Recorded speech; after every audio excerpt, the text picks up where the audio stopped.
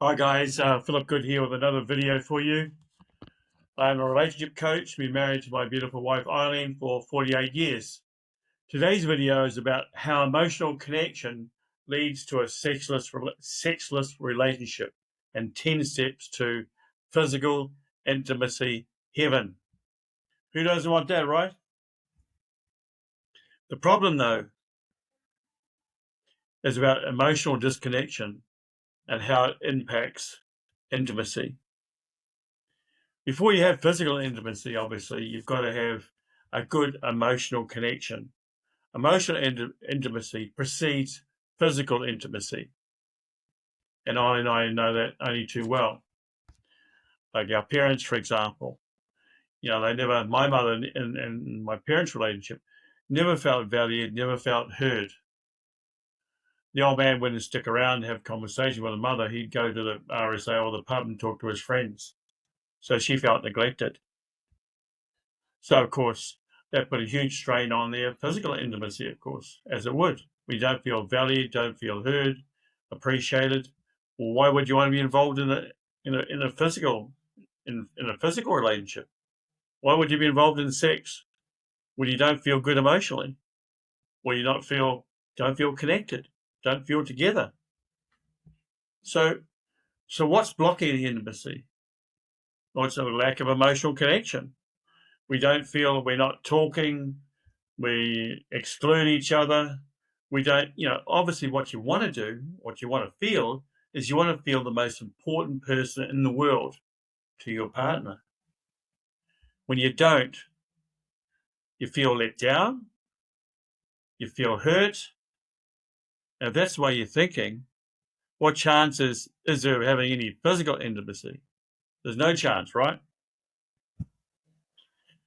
So over time, your routines might be predictable, like the same daily habits make relationships dull. Well, there is a certain amount of repetition in every relationship, right? Things repeat, but it's how you act and how you react to it together. Building friendship, building team. So we tackle these things, the routine things, the mundane chores together. Like when you've got kids, they've got school, they've got homework, and all the rest of it. You have schedules, but you plan it out and work it out together. But when you have unresolved resentments building up from past conflicts, a lot of the time, what you've obviously done in your discussions have become heated, and you've become personal. You've attacked each other rather than stick to the issue and solve the issue.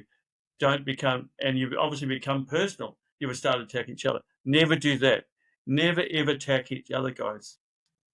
Stick to the issue being discussed and solve that. Discuss that, talk about that, and solve that objectively, without pointing the finger at either, without blaming each other. Should be no blame ever. So when you've got work, you got external pressures. There's obviously a lot of stress, right? You got work, you got parenting, going after the kids, you got financial problems and issues.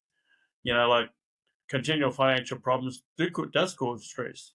But what you got to do is you got to create a plan, right? A weekly plan, a fortnightly plan, a daily plan, so that you're both on the same page and get talking about these things. Like financial problems, have a budget, have a cash flow. So you can look at that and you know what you need to do. Parenting. If you've got different parenting styles, it's not necessarily wrong. If you're complaining about your wife parenting in a certain way, if the wife's complaining about husband parenting the kids in a certain way, it's only because you have different beliefs relating to parenting. You've grown up in different families, so you're always going to be different, right? But it doesn't mean to say your style of parenting is wrong. It's just different. And what you got to do with these differences, and you're always going to be different, the way you think, your beliefs, your values.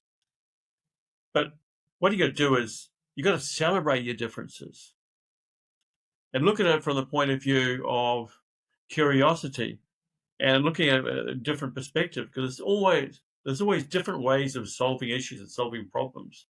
There's not one way. It's not my way or the highway. There's all sorts of different ways of solving problems. And so when you look at your partner's got a different way of solving a problem, that's okay. It's not a big deal. It's just a different way of looking at things. And so it just creates a different perspective. It's not right or wrong. It's just a different perspective. So communication breakdown, that's a biggie. So you've got to go and you've got to reconnect. It's all about close connections and togetherness. If you haven't got that, then that's a real big issue, and you've got to get down. You've got to get into cool, calm, and collective behavior. You've got to spend time with each other. Time is love, right? So if you don't spend time with each other, if you go out and spend time with your friends more so than, or work colleagues more so than your wife or your husband, that's going to be the party that's left at home with the kids or whatever is going to feel like they're on their own. You're going to feel like neglected, undervalued, feel like their needs are not being met. The person going out, the party going out, has got their needs, external needs met, but it's about meeting your needs with your spouse and understanding each other. So what are the solutions?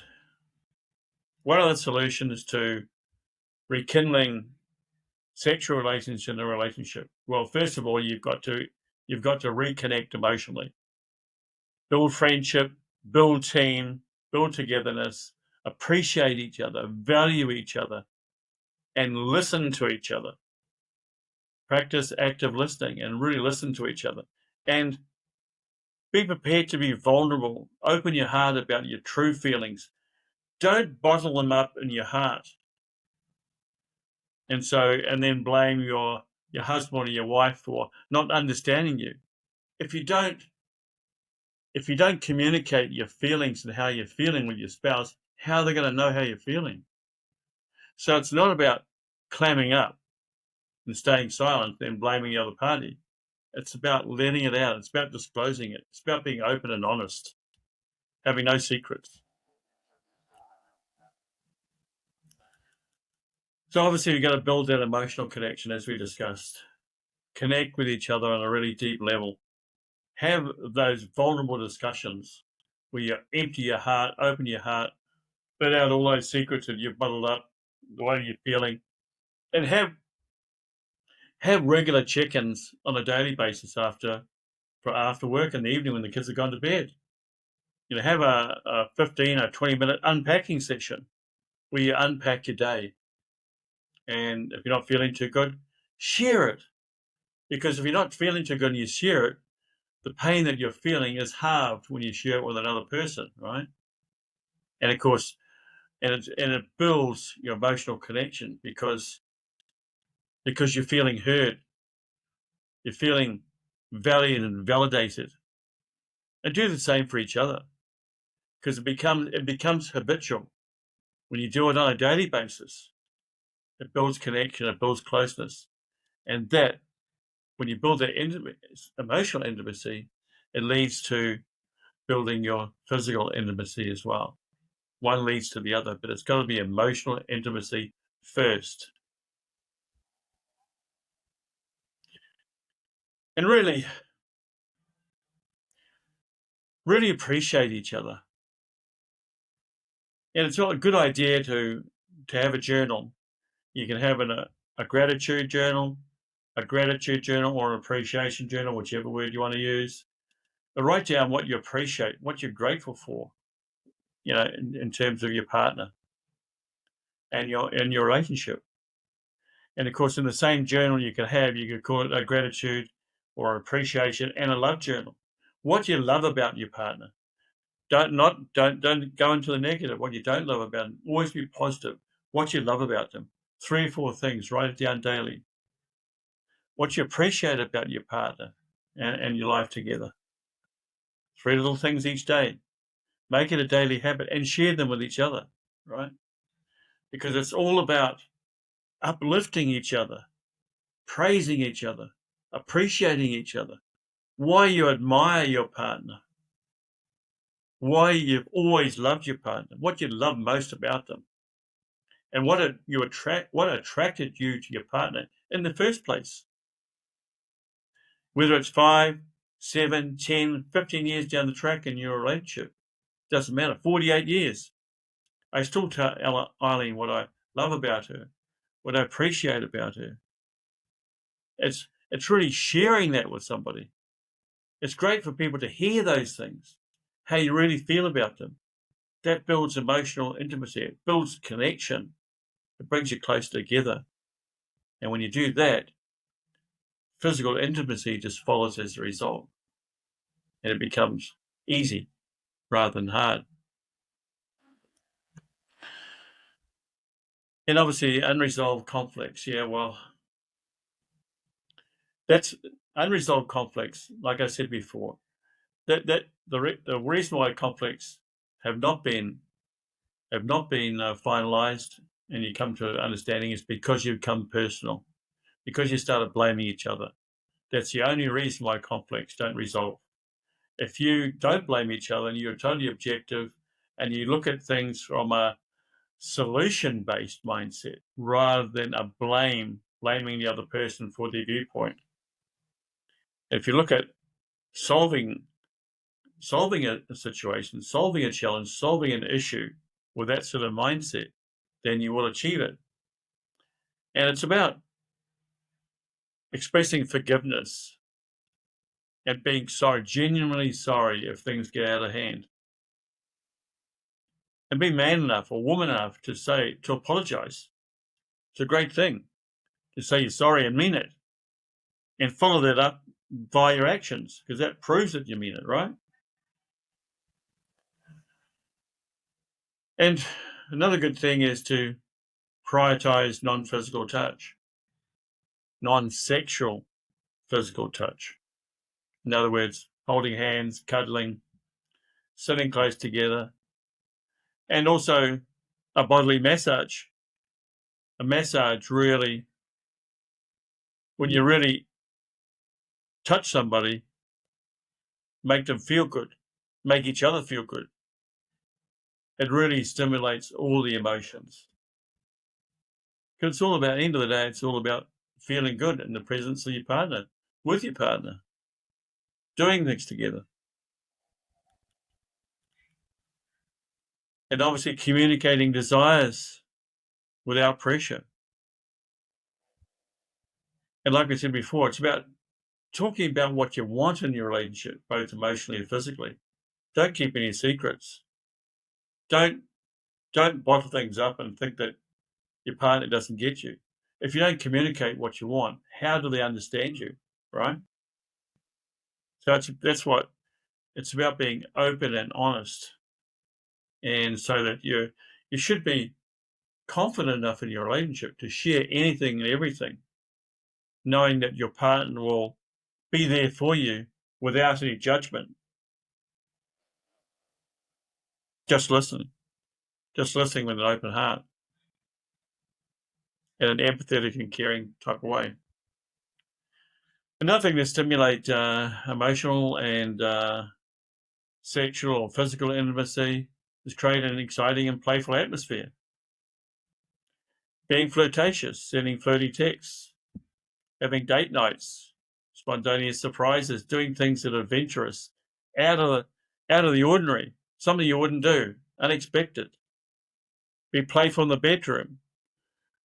Use sex toys and things like that. Or look at erotic videos together. Work out what you want. And be genuine. Communicate what you really want. Don't keep secrets. And it's about being, if you want novelty, if you want something different, communicate it. Work out how you're going to do it together. And then give it a try. And then try something else and keep on going like that. So becoming adventurous. And no matter what age you are, think of, like kids. Our kids are so playful. Be like that as an adult in your relationship.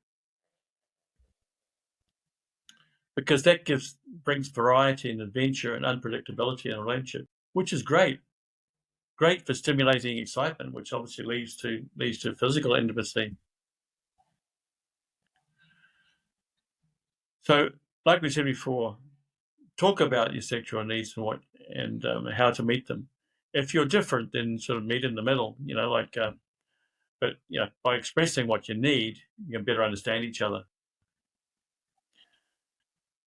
So, right, intimacy, physical intimacy, not just about intercourse. It's affection, it's touch, it's emotional closeness. It's all those things. Feeling together, feeling valued, feeling heard, feeling close to your partner. It all stimulates physical intimacy in reality, in a great relationship.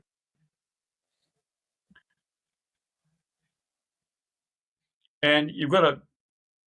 It's an ongoing effort. There's no beginning and no end in a relationship. It's always ongoing.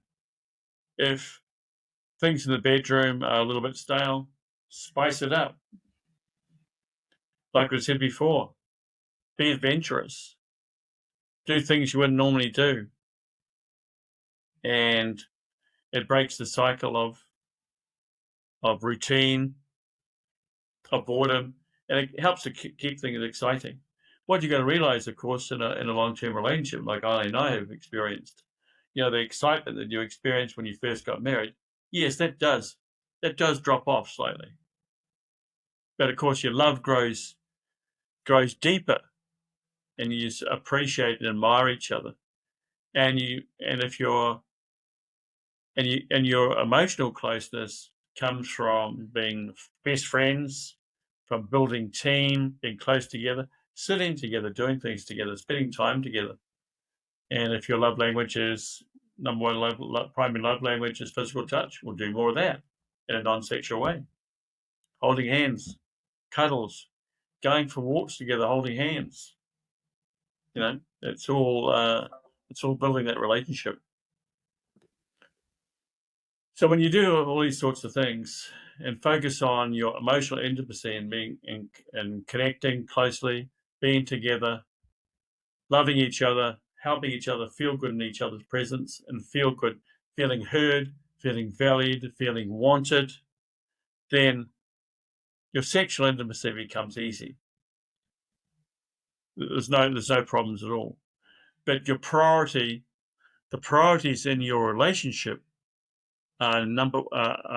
husband and wife. Your wife is the most important person in the world. Your husband is the most important person in the world. So, given that, then the objective is to try wanting to spend more quality time with each other. Time is love, right? Builds closeness, builds connection, and builds trust, which is a biggie. Friendship, building team, all these things builds emotional intimacy, which actually stimulates and builds physical intimacy, and you'll find your sexual relationship will be much stronger and much better as a result. So try these things, guys. I'm sure it'll help. It certainly helped Ollie and I. And I know the other side of the coin, my parents, their sort of relationship, what they didn't do, and how they suffered as a result. But you can turn that around at any time. But it requires effort. It requires attention to your spouse, personal attention, close attention, and through communication, discovering what each of you needs to satisfy your emotional needs. And that then translates into a great physical relationship, a great sexual relationship.